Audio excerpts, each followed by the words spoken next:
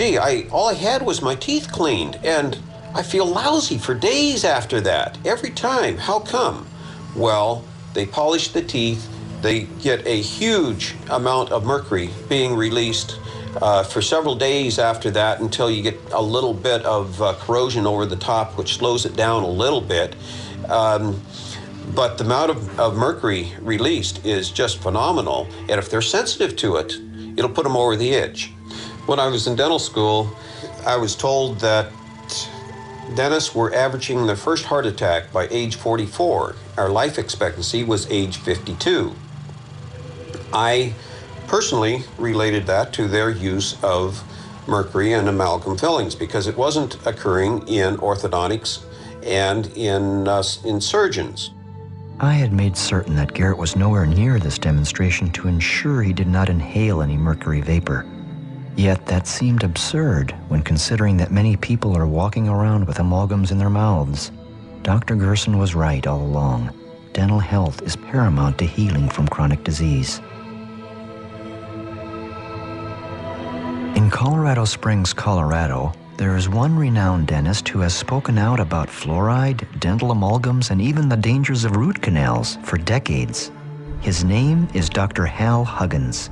But just before we were to meet him, Garrett fell into a depression.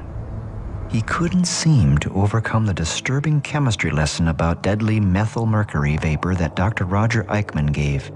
This homeschool lesson had hit him hard. And then the cause of his sadness was revealed. The boy's parents had unwittingly allowed some dentist to stick the mercury inside his mouth too. He now saw himself as a biohazard. But the good news was that he was about to meet Dr. Hal Huggins, who would give him some reassuring direction. Well, most of the people I see who are having their amalgams removed have some sort of a dread disease. But you're interested in prevention, then you are 1 in 100 who's in a very good position because prevention is a whole lot easier than correcting a problem after it's occurred. He asked how many dentists state that mercury fillings are safe. Well, that would be pretty close to 100% if they want to be in dentistry tomorrow, because the Dental Association has certain rules and regulations that if a dentist is asked, is mercury toxic, and they say anything affirmative, they say, well, yes, it is. It's the most poisonous metal on the planet that's not radioactive. They're going to lose their license and be selling used cars the next day. So what they believe and what they can say, two different things. Then he wanted to know which dentists know how to remove fillings properly. Those people who go out and just have their fillings removed at random, by actual measurement, 63% end up with an autoimmune disease within 6 months that they did not have before they had their amalgams removed. Dr. Huggins guided Garrett to a dentist that did know how to safely remove his filling. The boy remembered a question he had asked Dr. Huggins about retaliation for speaking out. Yes, there have been a number of cases of retaliation. The first thing they did was put up an enormous amount of money to see to it my license was removed for refusing to place amalgam, for refusing to do root canals on patients, and writing a book they didn't like. There have been personal things that have been done against me and my family, which destroyed the family. The rest of it destroyed the business. They've destroyed everything I had except the mortgage on my home. And for some reason or other, they did not want that. Garrett reasoned that life could have been so much easier for him if he had just kept quiet like most doctors do. So the question became, why put yourself through this? When you have seen the people that I have seen, and you see that their life just has a few minutes, a few hours before it runs out, and you see that that can be turned around, and you see that years later these people do have a life, that's the payment that I get. That's why I keep doing what I'm doing. It was a refreshing ideological position that reminded Garrett of Dr. Gerson, but it still is David and Goliath. In this situation, the American Dental Association wields tremendous power and control over a dentist's life. And the dentist that performed the procedure of proper filling removal on Garrett was terrified of his identity being captured for this movie. Documents had to be signed, which meant that I was personally liable to him for the ruining of his career and income if I did film his face.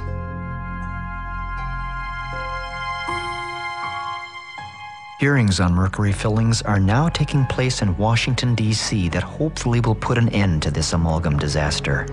It is estimated that there is 1,000 tons of mercury in the fillings of Americans at the moment. Incredibly, the FDA has never conducted an environmental assessment of the use of dental mercury amalgam as prescribed by law.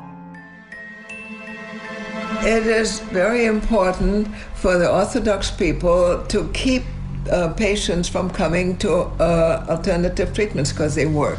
People have been so brainwashed for so long. But what could possibly be worse than dental health? Certainly food additives couldn't be that bad. MSG is a tremendously damaging chemical. Monosodium glutamate is actually, it turns off the switch in your brain that says, I've had enough to eat. The problem with MSG, though, it's an excitotoxin. And just what is an excitotoxin? There are thousands of studies and enough papers on the subject to fill a small library. The evidence has accumulated and then accumulated some more. It's there for anyone to read, but the processed food industry is hoping the media and the average person is too busy, lazy, or unsophisticated enough to be able to understand the subtleties of the science being discussed.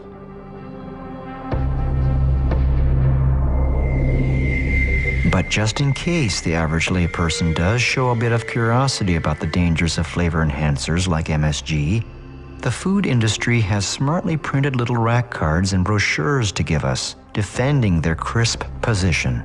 Garrett met with food experts Jack and Adrian Samuels of Truth in Labeling. The subject of glutamic acid is very, very complex, and consequently many games can be played to try to convince people that it is safe. They removed monosodium glutamate from many of their products and replaced monosodium glutamate with other ingredients that gave the consumer no clue to the presence of the reactive component of monosodium glutamate. After being told by my physician, who experienced one of my reactions to MSG, that I would soon die from an MSG exposure if I didn't learn to avoid it, Adrian used her background in research and went to the library, spending some 4,000 hours to read everything she could find about MSG. To her surprise, she found there were studies that indicated that MSG was safe, but they were all sponsored by the glutamate industry or their agents and were all flawed to the point of being worthless. And at the same time, there were many other studies that clearly demonstrated that MSG was toxic and dangerous. Neuroscientist Dr. John Olney has studied MSG for decades. He rarely gives interviews because of the unwanted attention it incites. My background is in experimental neuropathology.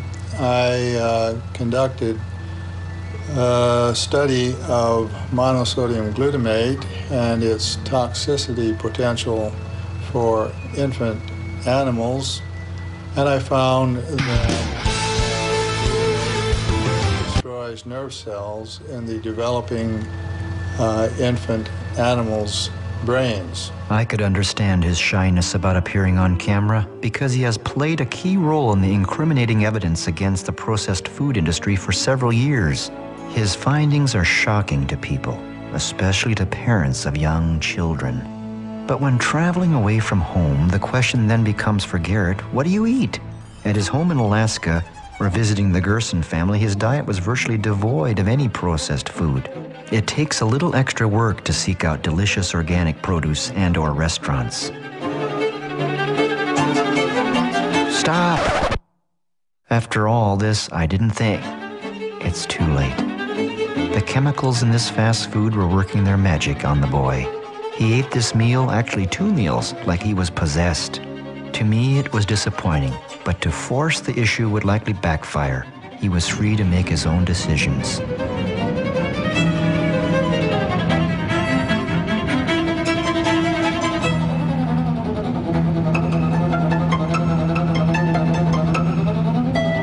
Three hours later, on a plane headed for Jackson, Mississippi, the results were in.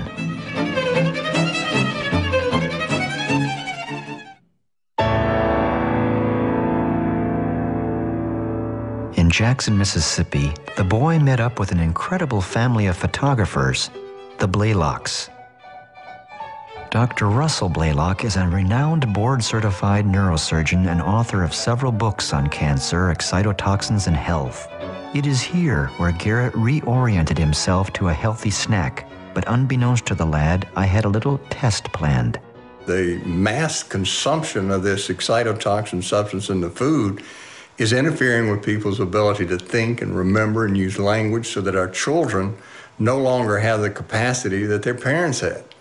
And I think this is getting compounded because there are more and more foods with multiple forms of these excitotoxins, 4, 5, 6 in a single food, so that our children, small children in particular, are consuming such large amounts. It interferes with the development of the brain as well as destroying these connections between the brain cells. And that interferes with brain function. And that's what we're seeing nationwide, and in fact worldwide in the industrialized nations. The reason that the food manufacturers are telling the public that it's safe is because they're making a huge profit off of it. And it's hard to compete with their fellow manufacturers if they don't use the MSG, because it's a powerful taste-enhancing effect. So they just tend to ignore all of this research, even though it's literally thousands of studies, and the studies keep growing, proving beyond any doubt in the reasonable mind that in fact this is harming people's brains. It's producing gross obesity, metabolic syndrome, diabetes, infantile diabetes, atherosclerosis. A great number of diseases are now connected to what's happening with MSG exposure.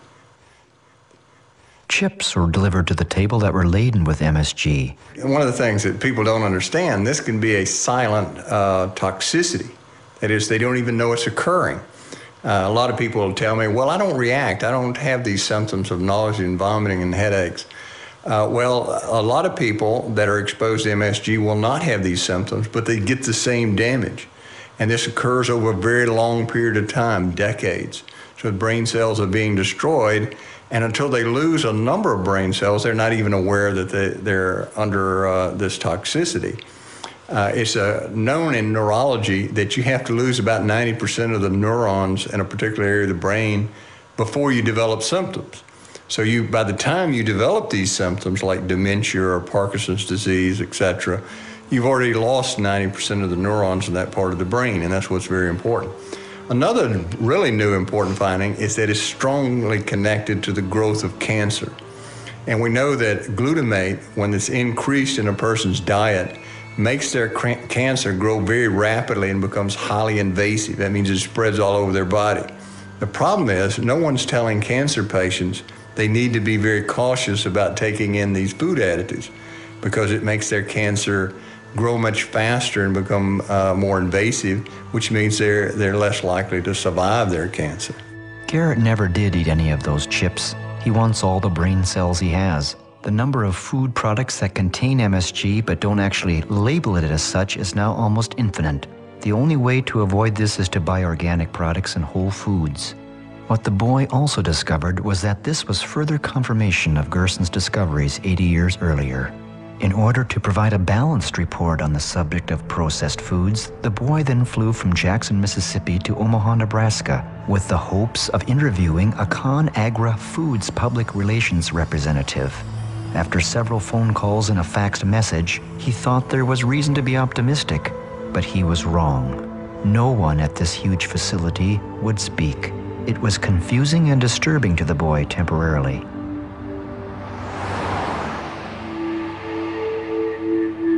For me, this heavily guarded facility and non-communicative position was supreme arrogance, especially when considering that they are feeding us, or some of us, every day. It reminded me of facilities in Alaska, such as the military's HARP project, that raises questions about the weather, or my experiences in trying to get interviews with oil companies that turned me down flat. The native people of the North and their concerns are low priority. The boy tried to contact ConAgra twice more with no reply. All was not lost, however. We went to Omaha's Mayberry Park, where Garrett found great delight once more.